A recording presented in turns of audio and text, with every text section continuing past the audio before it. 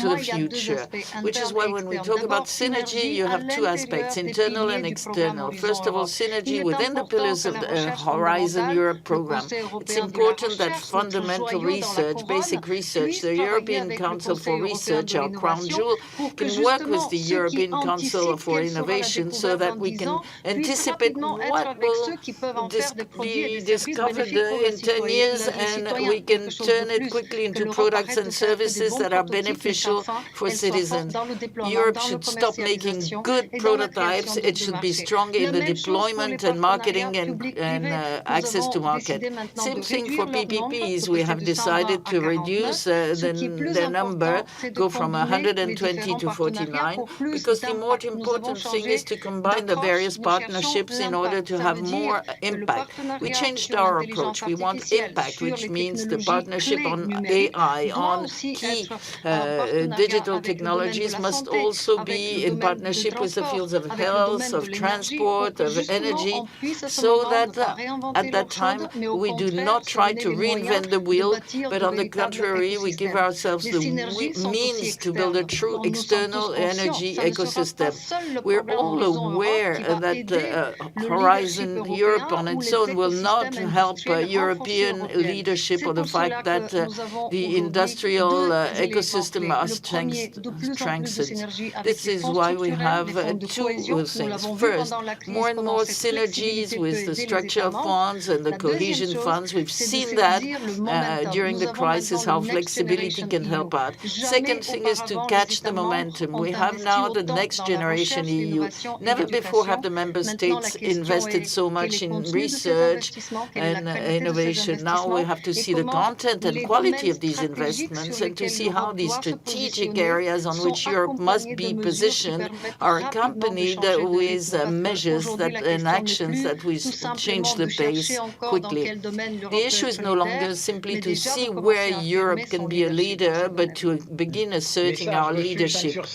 Well, message received loud and clear, if I can say. The demand for electricity is increasing every day, and research on new clean energies is crucial as it participates in the development of global health. Will Europe continue its research in the nuclear field when the new generations of reactors are less polluting in the long term? If I understand right, the budget commissioner, Mr. Johannes Hans, is not that hot about working on the nuclear energy. What do you have to say about this? I think we have to see the main points. There is one thing that is undeniable. Europe has decided to be the first continent that is climate neutral by 2050.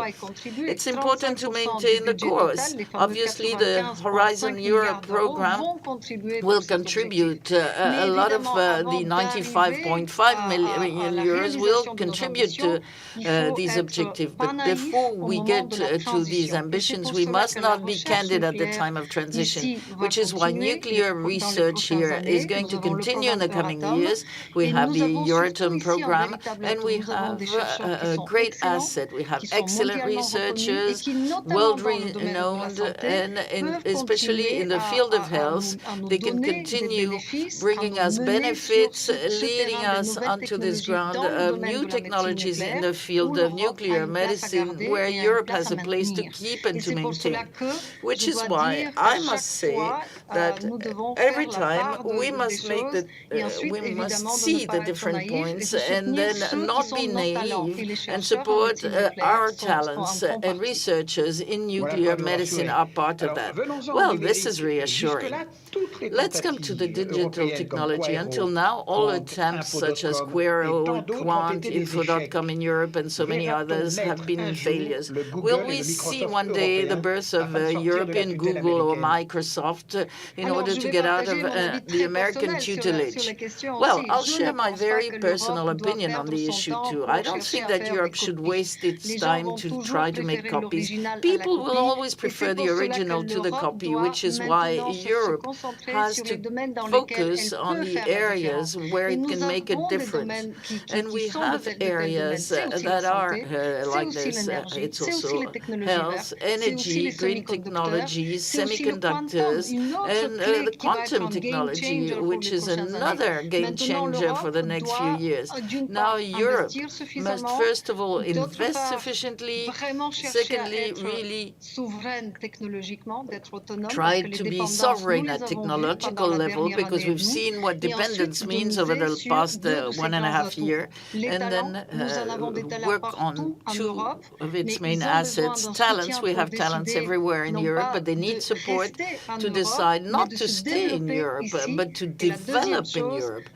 And the second thing is that we must work more and more to have an innovation ecosystem in Europe that will enable our startup companies that even today are more than the American startups that will give us markets and products.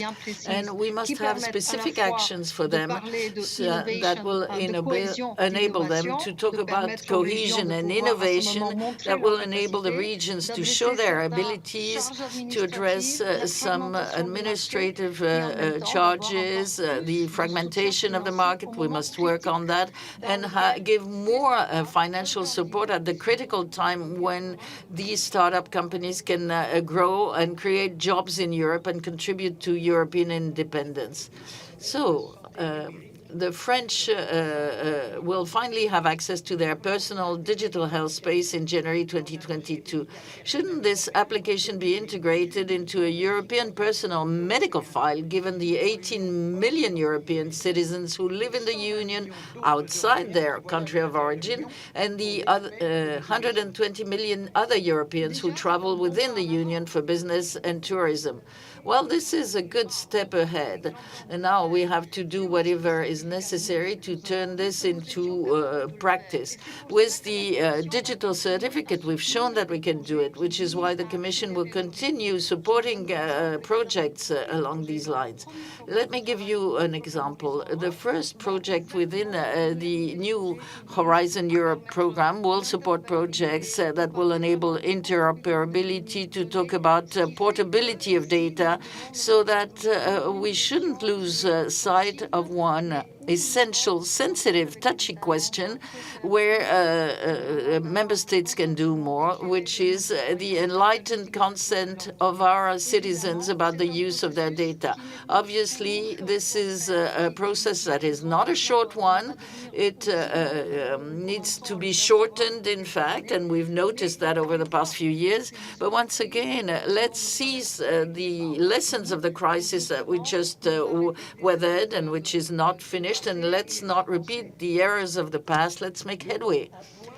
Well, Europe employs nearly 1.6 million researchers, China 1.4 million, and the US 1.3. And yet Europe ranks fifth in terms of annual patent applications, barely 100,000, dominated by South Korea, 160,000, Japan, 250,000, US, 285,000, and China exploding with 1.350 million.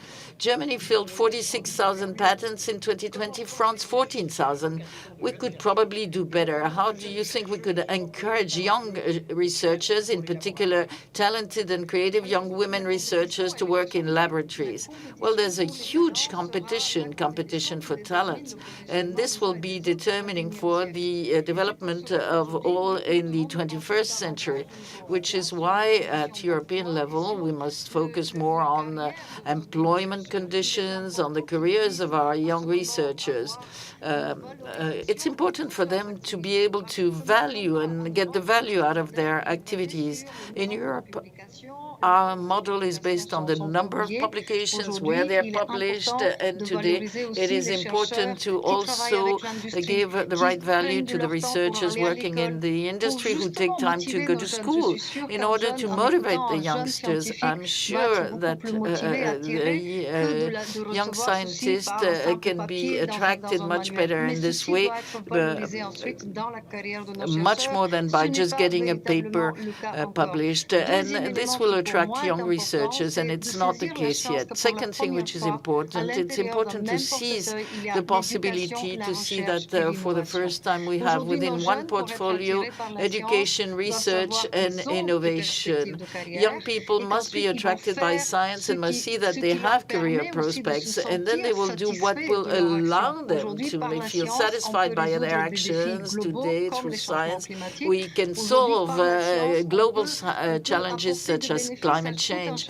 And with science, we can bring benefits to everyone. And the example is the vaccine. It remains European.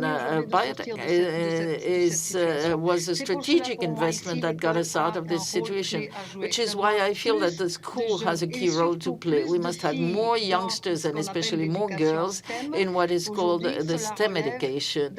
And this means having a Europe that doesn't waste half its potential, because half the population are girls and women. And together with the European Institute for Innovation and Technology, we're going to offer in practice 40,000 young girls training courses over the next 4 years so that they can be attracted. Obviously, it's not everything, but it's a good start. The idea is to then have a critical mass of action that will allow us to move forward. And in this, women have a role to play.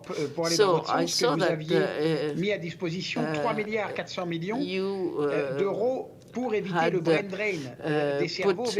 1.4 million euros to avoid the brain drain and avoid researchers going to US and China. Well, to conclude, dear Mariya, thank you for giving us your energy and optimism about Europe and research in order to face the scientific power and considerable investments of the US and China in the same highly strategic fields on which our common freedom depends. Thank you once again, dear Mariya. Thank you very much. Once again, it was a great pleasure to be with you. I wish you a fruitful meeting and discussion in Paris.